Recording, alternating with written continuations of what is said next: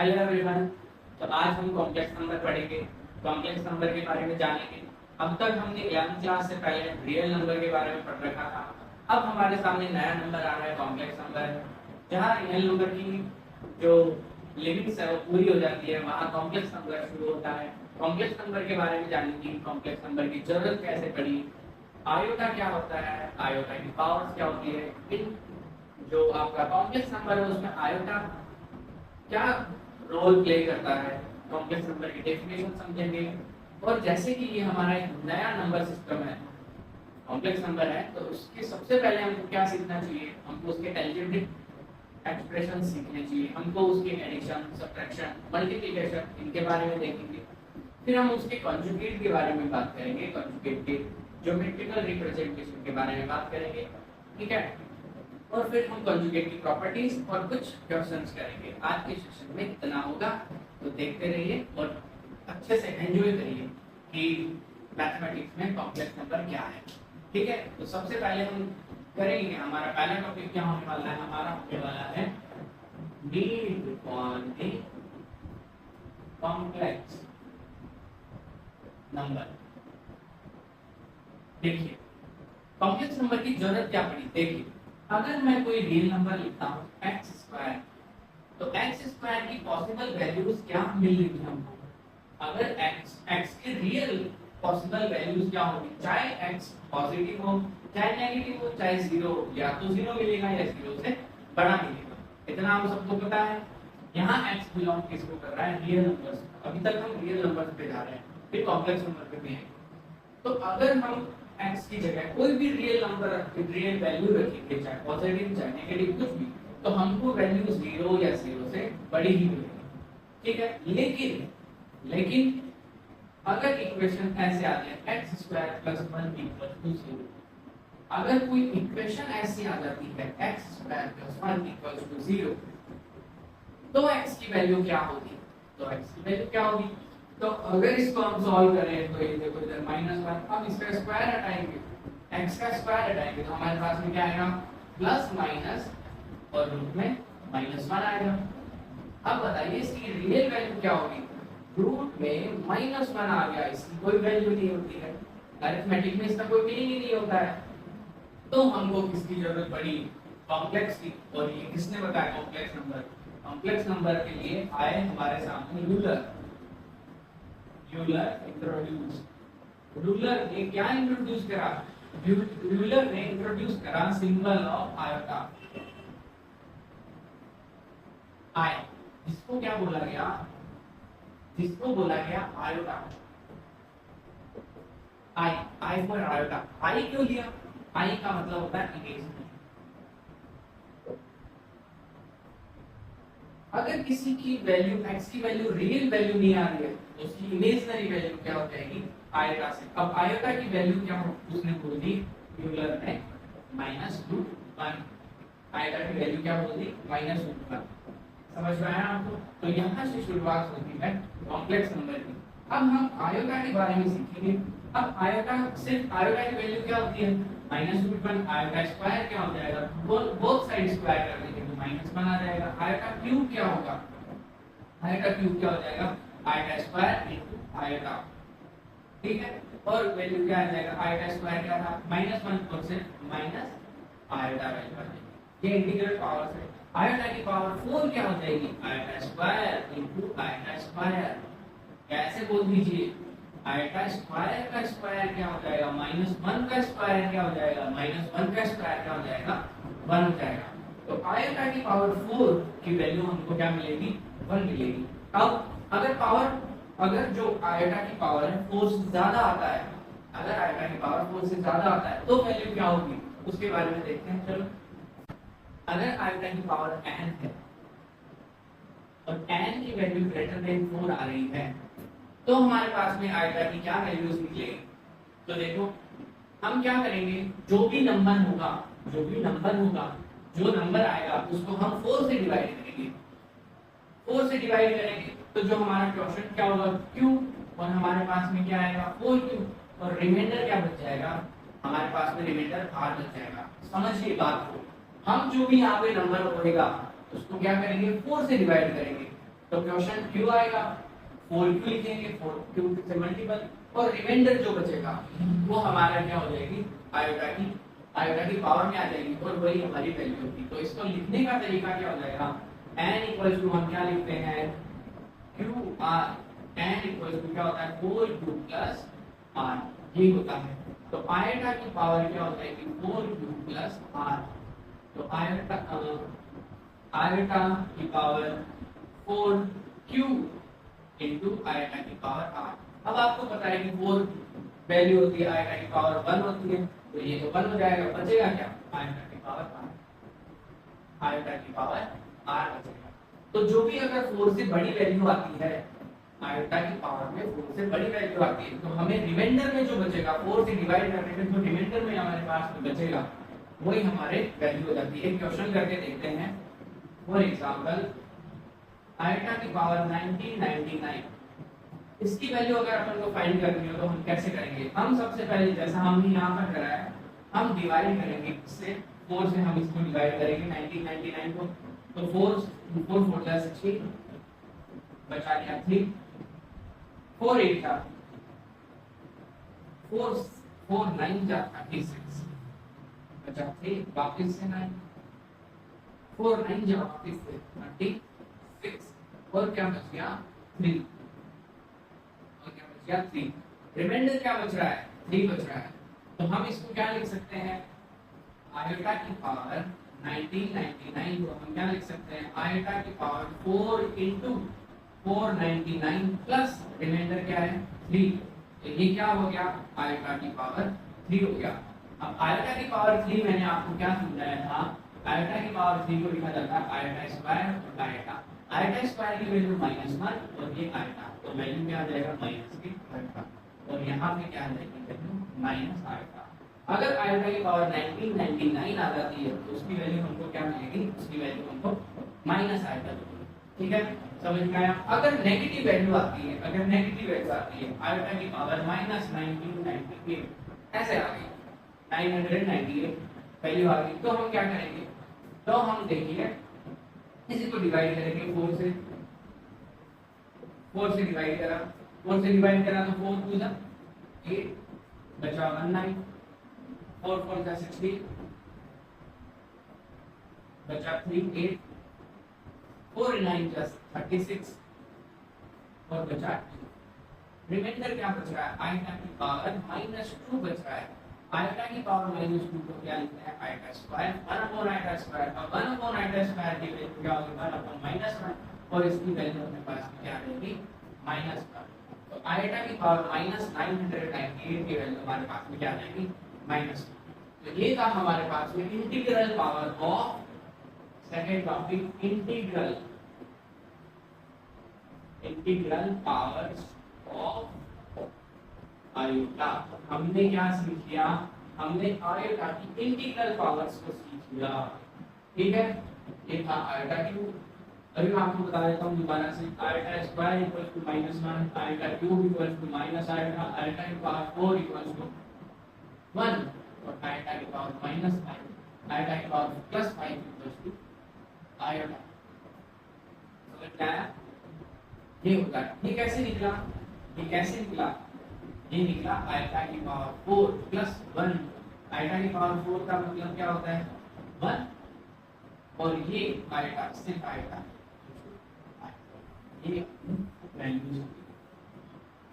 ठीक है, अगर नेगेटिव में समझे तो नेगेटिव में देखें, नेगेटिव में आयोटा की पावर -1 मतलब 1/आयोटा, 1/आयोटा की वैल्यू कैसे निकालेंगे, आयोटा अपॉन आयोटा स्क्वायर, तो नीचे क्या आ गया, नीचे -1 आ गया, तो ये क्या आ जाएगा -आयोटा। समझ में आया। अगर आयोटा माइनस का स्क्वायर होता है तो अभी बताया है, तो यहाँ पर क्या हो जाएगा 1/-1 इक्वल टू -1, आयोटा की पावर -3 आ जाता है, आयोटा की पावर -3 आ जाता है, तो क्या करेंगे 1/आयोटा²। ठीक है, पावर माइनस में होती है तो क्या होता है डिनोमिनेटर में चला जाता है, तो यहाँ क्या आ जाएगा क्यूब। अब इसको भी कर देंगे आयोटा से, आयोटा अपॉन आयोटा की पावर 4 इक्वल टू क्या जाएगा आयोटा अपॉन में 1, क्योंकि आयोटा की पावर 4 की वैल्यू मैंने आपको बताई है 1 होती है, तो यहाँ पर क्या जाएगा आएगा। समझ में आया? ऐसी आयता की पावर माइनस 4 आ जाती है 1 अपॉन आयता की पावर माइनस 1 अपॉन आयता की पावर 4 इक्वल टू 1 अपॉन 1 क्या होता है 1। तो ये थी। और अगर आयता की पावर 4 से बड़ी आती है n की वैल्यू नीचे 4 से बड़ी आती है तो ये आपको ये मेथड आपको अपनाना पड़ेगा और आप वैल्यूज फाइंड करेंगे। अब डेफिनेशन पे आते हैं कॉम्प्लेक्स नंबर की। तो कॉम्प्लेक्स नंबर की डेफिनेशन के बारे में बात करते हैं। तो अपना थर्ड टॉपिक क्या है? Definition of complex number. Complex number की डेफिनेशन के बारे में बात करते हैं। तो a number a plus iota b is said to be a complex number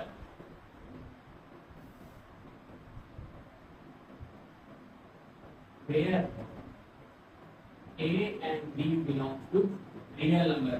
a और b तो रियल नंबर होंगे और इसको किससे इट इज डिनोटेड बाय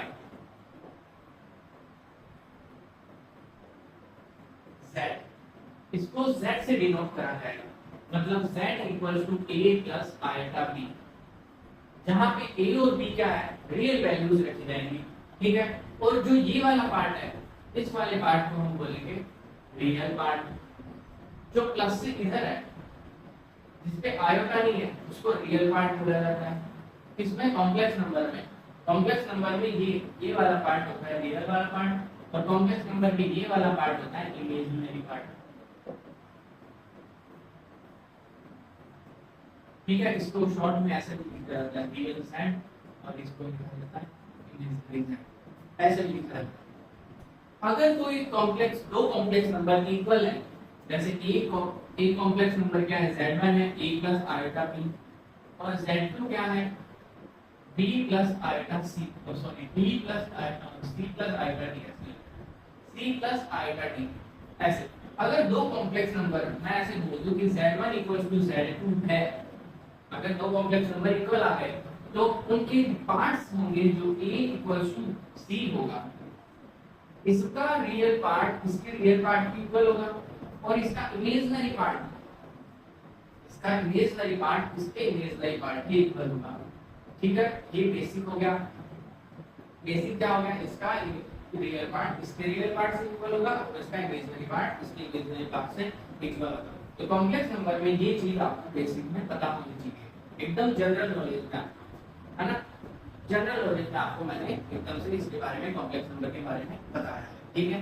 अब आगे हम इसके बारे में इसके ऑपरेशंस देखेंगे। कॉम्प्लेक्स नंबर के addition, subtraction, multiplication and division. Operations of complex number. तो पहला ऑपरेशन आता है एडिशन। दो कॉम्प्लेक्स नंबर है, मान लीजिए a है अपने पास में a प्लस आयोटा b और z2 अपने पास में है c प्लस आयोटा d। दूसरा कॉम्प्लेक्स नंबर ये है। अगर दोनों को ऐड करना है z1 प्लस z2 करना है तो ध्यान रखना हमेशा जो रियल पार्ट है वो रियल पार्ट से ऐड होगा और जो इमेजिनरी पार्ट है वो इमेजिनरी पार्ट से ऐड होगा। सिंपल है। आपको क्या करना है? जो रियल पार्ट जिसमें आयता नहीं आया है वो रियल पार्ट है और जिसमें आयता आया है वो आपका इमेजिनरी पार्ट है। वो दोनों ऐड होंगे हमेशा। एडिशन में कॉम्प्लेक्स नंबर में ऐसे होता है।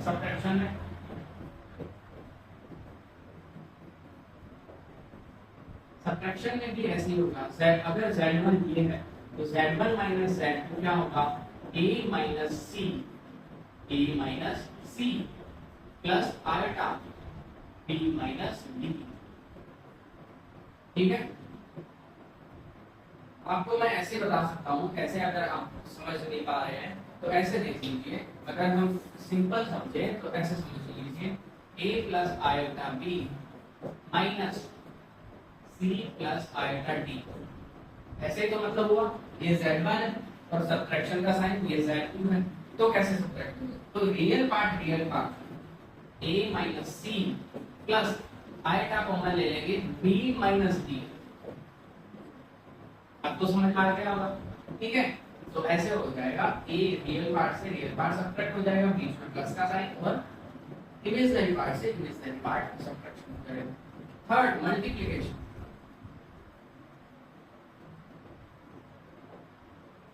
मल्टीप्लिकेशन में क्या होगा, मल्टीप्लिकेशन में z1 को z2 से मल्टीप्लाई करेंगे तो z1 हमारे पास है a प्लस आयोटा b, और ये क्या है c plus iota d।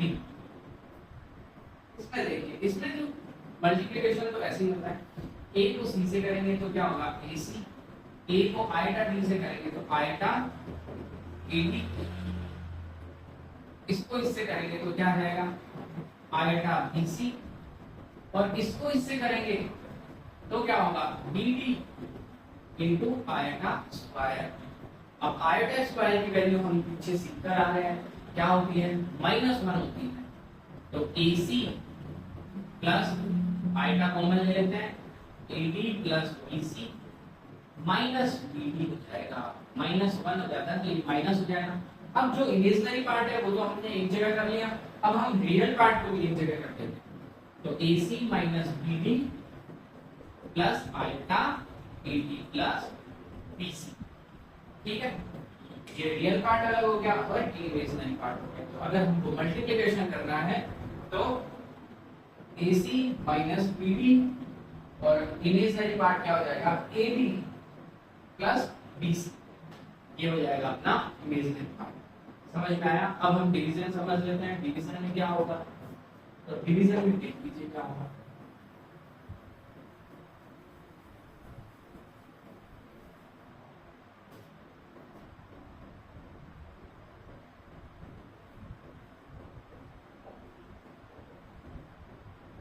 Z1 upon Z2, Z1 में दोबारा मान लेता हूँ, Z1 अपने पास में है b plus iota b, Z2 अपने पास में है c प्लस आयोटा d।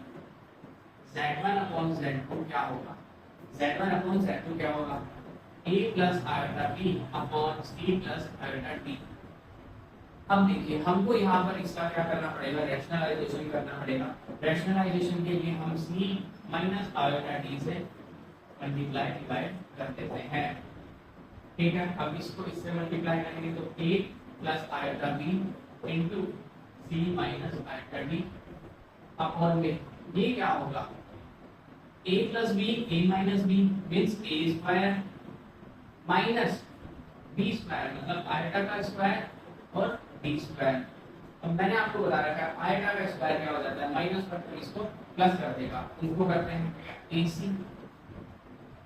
इसको करा ac तो करा माइनस आयोटा ad, तो करा प्लस आयोटा bc और प्लस bd। कैसे प्लस, आयोटा आयोटा स्क्वायर क्या हो जाएगा -1 और पहले से माइनस दे रखा है तो प्लस आ जाएगा, bd से मल्टीप्लाई हो जाएगा। अब इमेजिनरी पार्ट को एक जगह कर लेते हैं और रियल पार्ट को एक जगह, ये क्या आ जाएगा upon c square plus d square, ठीक है। अब हम क्या करेंगे AC plus BD, AC plus BD plus iota BC minus AD, ये आ जाएगा और c square plus d square.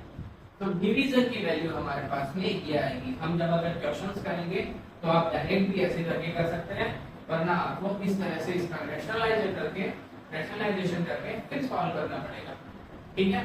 तो ये हमारा डिवीजन हो गया।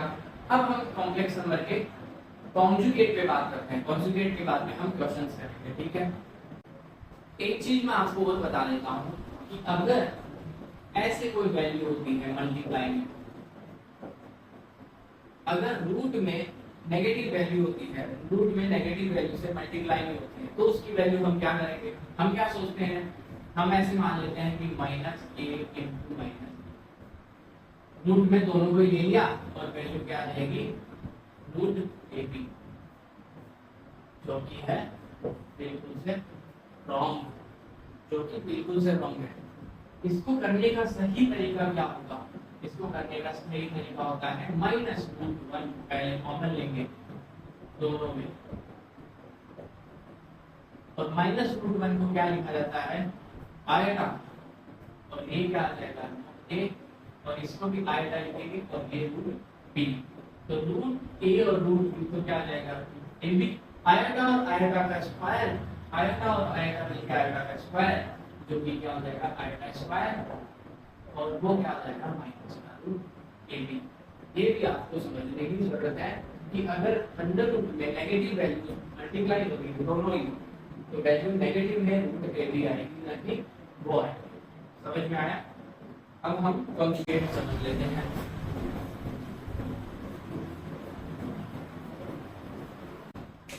तो कॉम्प्लेक्स नंबर के कॉन्जुगेट के बारे में बात करेंगे।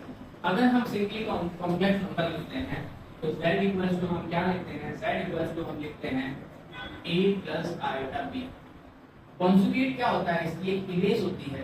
कॉन्जुगेट का मतलब हम बार लगा देंगे और जो आयोटा इसके आगे आ रहा है, जो इमेजिनरी पार्ट है वो क्या कर देगा इसको आयोटा, मींस आयोटा क्या हो जाता है माइनस आयोटा हो जाता है। इसमें जब कॉन्जुगेट करते हैं तो कॉन्जुगेट में आपके आयोटा क्या हो जाता है नेगेटिव हो जाता है। ठीक है, अगर इसको ज्योमेट्रिकली समझते हैं, अगर इसको हम ज्योमेट्रिकली समझते हैं, ज्योमेट्रिकली हम अगर इसको समझते हैं तो ये हमारा कोई, अब देखिए कॉम्प्लेक्स नंबर में जो हम प्लेन बनाते हैं उसको आर्गन प्लेन बोला जाता है।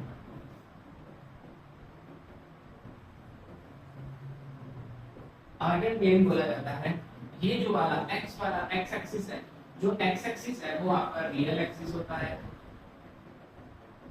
और जो ये y वाला होता है उसको बोलते हैं इमेजिनरी एक्सिस।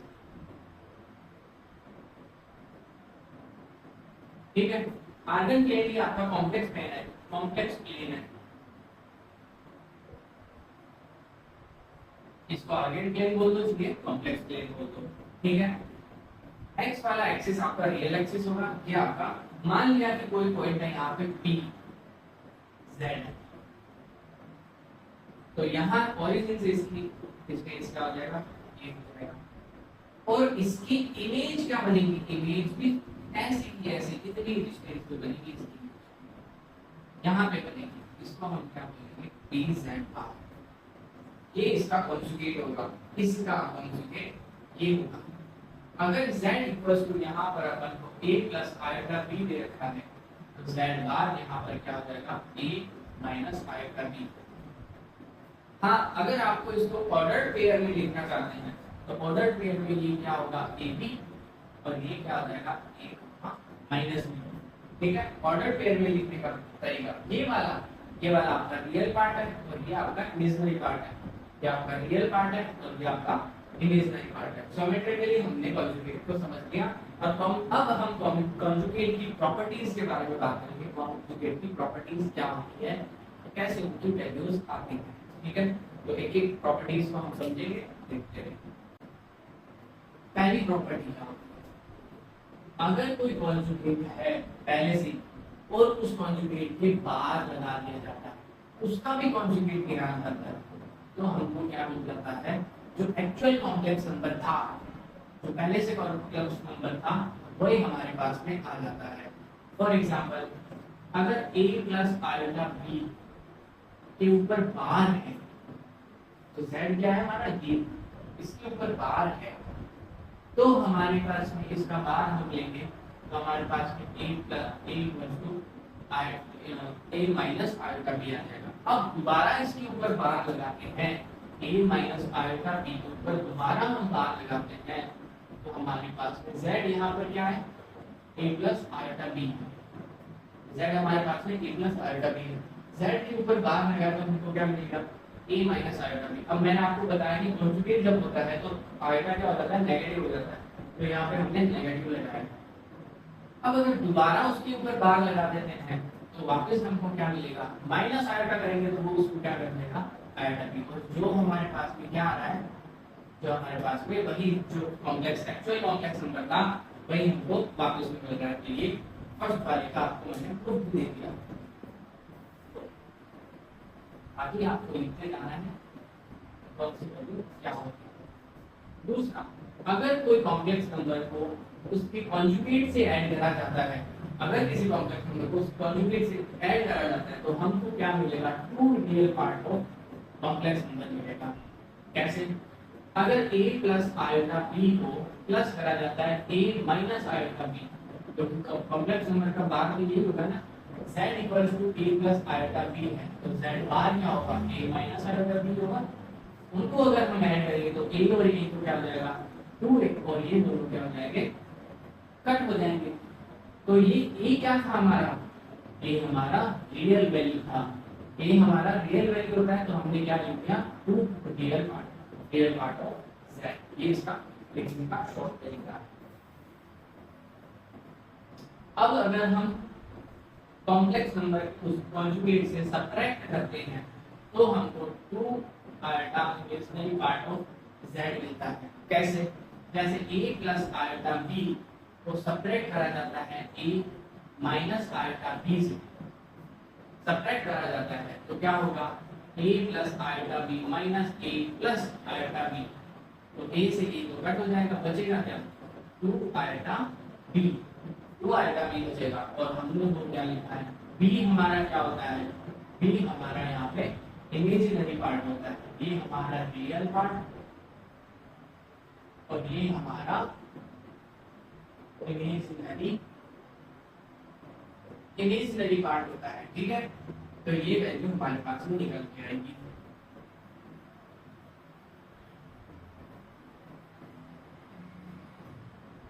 अब फोर्थ वैल्यू, अगर दो हमारे पास है z1 a plus iota b, दो कॉम्प्लेक्स नंबर है, z2 हमारे पास में c प्लस आयोटा d। अगर दो कॉम्प्लेक्स नंबर को ऐड करा जाता है z1 प्लस z2 का, अगर कॉन्जुगेट निकालें z1 प्लस z2, दो कॉम्प्लेक्स नंबर का कॉन्जुगेट निकालें तो कॉम्प्लेक्स जो कॉन्जुगेट है वो इन दोनों पे इक्वली डिस्ट्रीब्यूट हो जाता है। कैसे, जैसे यहाँ पर क्या था a plus iota b plus c plus iota d, इनका हम क्या कर रहे हैं, इनका हम कॉन्जुगेट निकाल रहे हैं। तो कॉन्जुगेट की वैल्यू क्या मिलेगी हमको, पहले हम इनको ऐड करते हैं, पहले हम इनको ऐड करेंगे। तो ऐड करते हैं तो मैंने आपको बताया a प्लस c हो जाएगा plus iota b plus d, b plus d हो जाएगा, b प्लस d हो जाएगा। अब अगर हम इसका कॉन्जुगेट निकालते हैं z1 प्लस z2 का बाहर करते हैं तो क्या होगा, जो आयोटा है वो नेगेटिव हो जाता है, तो वैल्यू क्या आ जाएगी a plus c minus iota b plus d, ये हो जाएगी। अब अगर अपन इनको ऐड करें तो क्या आ जाएगा a minus iota b plus c minus iota d, ठीक है। अब दोबारा मैं अगर इसका कॉन्जुगेट लेता हूं यहां से तो क्या आ जाएगा a प्लस आयोटा b और c प्लस आयोटा d। देखिए हम इसको ऐसे नहीं लिख सकते, हम इसको ऐसे नहीं लिख सकते, क्या आ रहा है a minus iota b c minus iota d, हम इसको ऐसे नहीं लिख सकते a प्लस आयोटा b और एक c प्लस आयोटा d का कॉन्जुगेट। ये वैल्यू अपने पास में आ रही है तो इसको अपन ऐसे लिख सकते हैं। तो ये हमने शुरुआत में लिया था a प्लस आयोटा b और c प्लस आयोटा d, उनका हमको क्या मिल रहा है, बार मिल रहा है। तो इसको हम क्या लिख देंगे z1 बार प्लस इसको हम क्या लिख देंगे z2 बार। समझ में आया। अगर दो कॉम्प्लेक्स नंबर का सम हो रहा है उनका कॉन्जुगेट मिल रहा है अपन को, तो हम उनका जो कॉन्जुगेट होगा वो उन पर डिस्ट्रीब्यूट हो जाएगा। सेम जो प्रोसेस है, सेम प्रोसेस सब्ट्रैक्शन में होती है, सेम चीज क्या होती है, सब्ट्रैक्शन में होती है। तो हम इसी से लिख देते हैं z1 माइनस z2 के बाद, तो z1 बार माइनस z2 बार। मैंने एडिशन का समझा दिया, जो सब्ट्रैक्शन है उसका भी सेम ऐसे ही। 6 नंबर, अगर z1 z2 दोनों के अगर बार है, दोनों के मल्टीप्लिकेशन के ऊपर कॉन्जुगेट है, z1 और z2 का कॉन्जुगेट है, तो भी हमको क्या मिलेगा, z1 कॉन्जुगेट z2 मिलेगा, ठीक है। अगर डिवीजन में है z1 और z2, पूरे में डिवीजन है तो z1 और z2 ऐसे क्या हो जाएगा, अलग अलग हम कॉन्जुगेट का ले सकते हैं। ये आपके क्वेश्चन सॉल्व करने के लिए तब आपको बहुत जरूरत समझ में आएगा, इनको आपकी बहुत काम आने वाली चीजें हैं। एक प्रॉपर्टी और समझिए, कि अगर z अगर उसके कॉन्जुगेट के इक्वल है, z अगर उसके कॉन्जुगेट के इक्वल है, तो देखिए तो हमको क्या मिलेगा, प्योरली रियल मिलेगा। प्योरली रियल कैसे मिलेगा, इसको समझना बहुत जरूरी है। अगर देखिए z अपना क्या था a प्लस आयोटा b, तो z बार क्या होगा a माइनस आयोटा b। अगर दोनों को हम इक्वल कर दें a plus iota b equal a minus iota b, तो यहाँ से क्या होगा, यहाँ से a कट जाएगा और ये क्या आएगा 2 iota b, 2 iota b equal to 0। तो b इक्वल टू 0, b हमारा क्या होता है, b हमारा इमेजिनरी होता है। तो इमेजिनरी z इक्वल टू 0 होगा। जब इमेजिनरी पार्ट 0 हो जाएगा, जब इमेजिनरी पार्ट 0 हो जाएगा तो फिर बचेगा क्या, बचेगा हमारा रियल पार्ट। तो ये वैल्यू हमको क्या मिलेगी, ये वैल्यू हमको प्योरली रियल मिलेगी। और इसका same opposite z plus z bar equal to 0 हो जाए, अगर z और z बार का सम है वो 0 हो जाए, तो हमको क्या मिलेगा, प्योरली इमेजिनरी मिलेगा। प्योरली इमेजिनरी कैसे मिलेगा, देखिए अगर z प्लस z बार है means a plus iota b plus a minus iota b है बराबर 0 है, तो a और a क्या हो जाएंगे 2a, और ये दोनों कट जाएंगे। 2a बराबर 0, तो a इक्वल टू 0। अब a हमारा रियल पार्ट होता है, रियल पार्ट जब 0 हो गया इसको क्या बोलेंगे, real of z equal to 0। Real part जब 0 हो जाएगा तो बचेगा क्या, बचेगा हमारा इमेजिनरी पार्ट। तो जो इमेजिनरी पार्ट बचेगा तो उसको हम क्या बोलेंगे, प्योरली इमेजिनरी। उसकी वैल्यू हमारे पास में क्या होगी, प्योरली इमेजिनरी होगी। ठीक है, तो ये सारी प्रॉपर्टीज कॉन्जुगेट की, कॉम्प्लेक्स नंबर के कॉन्जुगेट की थी, जो हमारे जो क्वेश्चंस करते हैं तो उनमें हमें इनकी जरूरत पड़ती है। ठीक है, हमको समझना पहले बहुत जरूरी था। बाकी हम जब क्वेश्चंस करेंगे तो इनको अप्लाई भी करेंगे क्वेश्चन में। ठीक है, अब मैं इसमें केस कर देता हूँ,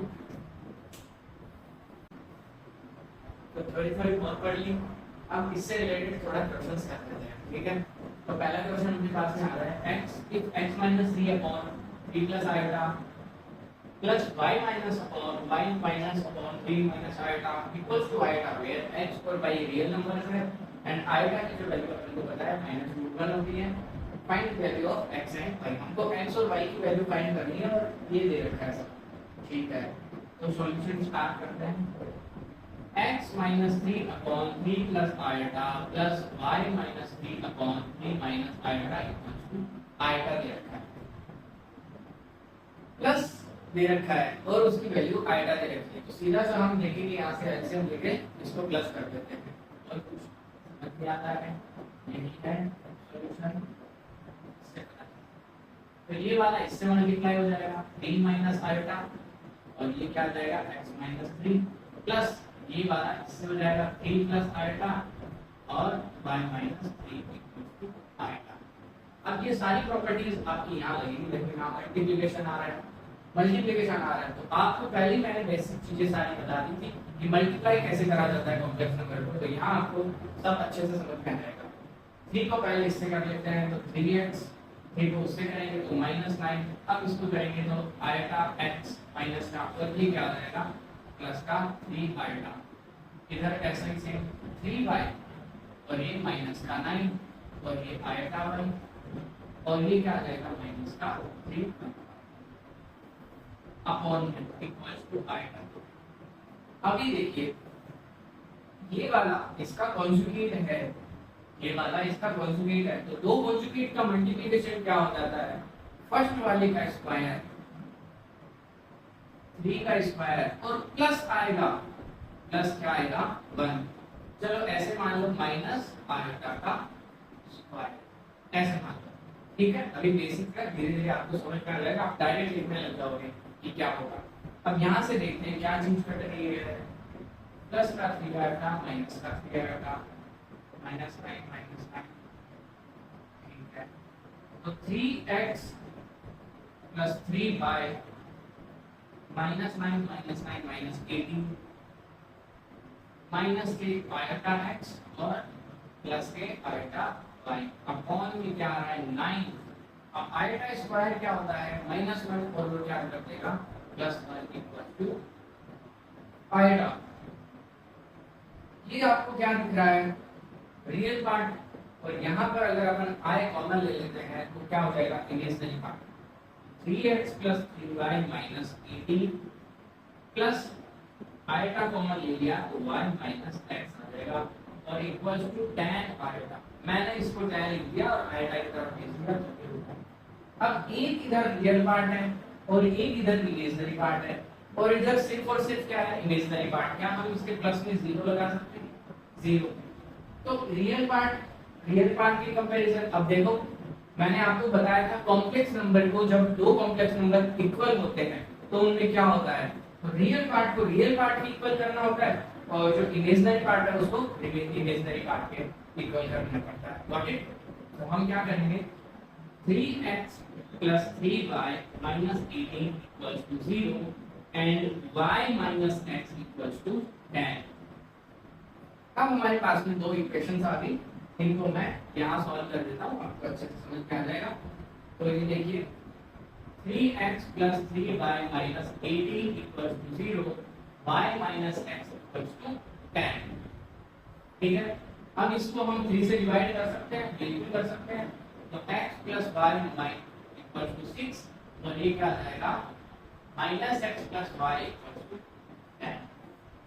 दोनों इक्वेशंस को ऐड कर देते हैं तो ये क्या आ जाएगा 2y = 60 और y = 8। y = हमारे पास में वैल्यू क्या आ रही है 8। y की वैल्यू किसी भी एक में पुट कर देते हैं तो x की वैल्यू क्या आ जाएगी x + 8 = 6 x = 6 - 8 x = वैल्यू क्या आ गई -2। हमको पूछा क्या था x की वैल्यू और y की वैल्यू। तो x की वैल्यू हमारी क्या आ रही है -2 और y की वैल्यू क्या आ रही है 8। तो एक क्वेश्चन हमने करा है सिंपल क्वेश्चन है x और y की। इसमें हमारी जरूरत हमने क्या क्या सीखा हमने मल्टीप्लिकेशन सीखी है इसमें दो कॉम्प्लेक्स नंबर को मल्टीप्लाई करना और हमने समझ लिया कि अगर कॉम्प्लेक्स नंबर है दो कॉम्प्लेक्स नंबर इक्वल है तो उनके रियल पार्ट और इमेजिनरी पार्ट इक्वल होते हैं। तो मैं वही क्वेश्चंस आपको ले रहा हूँ यहाँ पर जो हमने पीछे प्रॉपर्टीज जो पढ़ी हैं उनको कवर करते हैं। ठीक है। नेक्स्ट क्वेश्चन समझते हैं थोड़ा सा।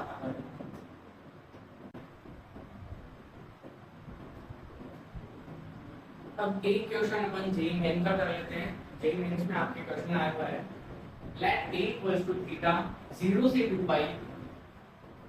ओपन ब्रैकेट है 1 + 2 iota sin theta 1 - iota sin theta is purely imaginary. Purely imaginary के लिए मैंने आपको बताया अगर प्योरली इमेजिनरी दे रखा है तो जो रियल पार्ट है उसकी वैल्यू क्या है 0 है।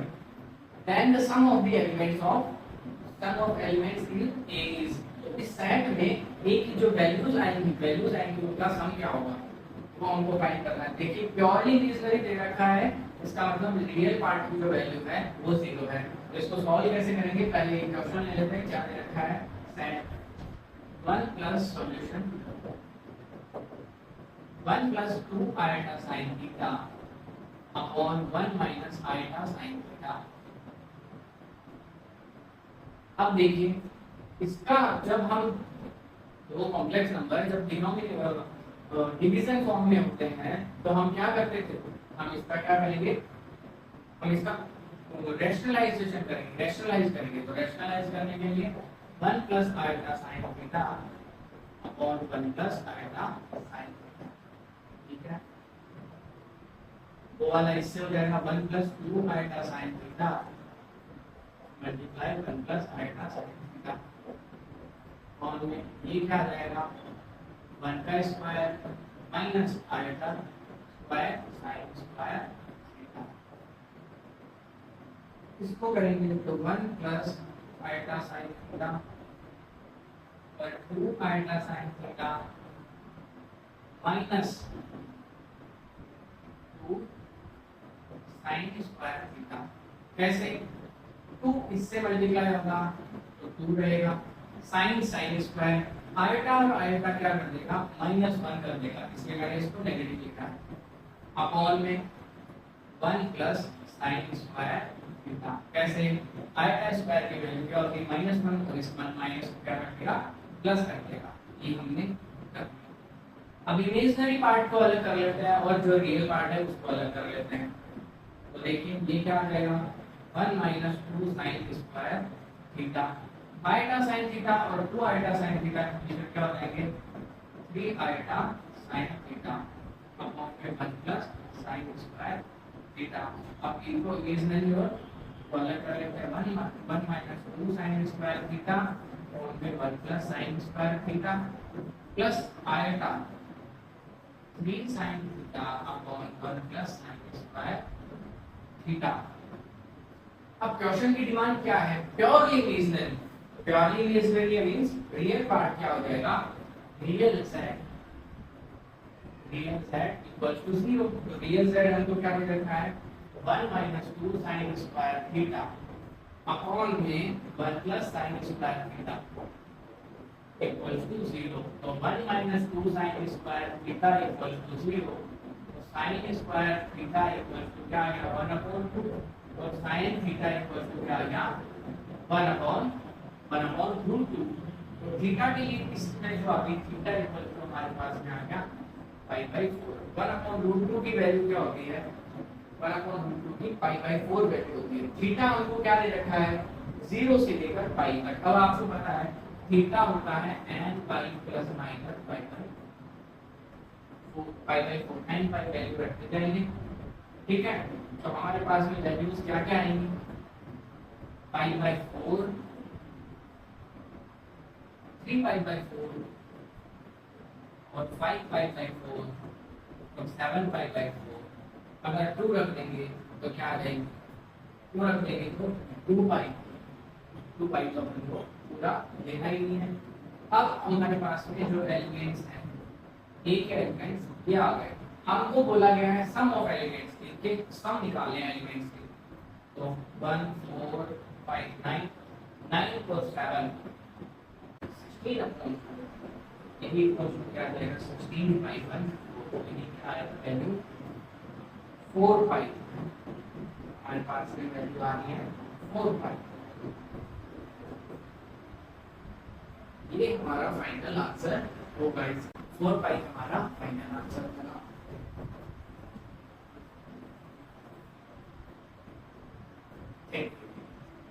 तो बच्चों आज हमने जेईई मेंस के एक क्वेश्चन कर लिया। हमने कॉम्प्लेक्स नंबर के बेसिक्स के बारे में समझा, ऑपरेशंस को समझा। ठीक है, तो मेरे को कमेंट में जरूर बताना है कि आज का वीडियो आपको कैसा लगा और मेरे को इसमें क्या क्या इंप्रूवमेंट करनी चाहिए। Thank you so much.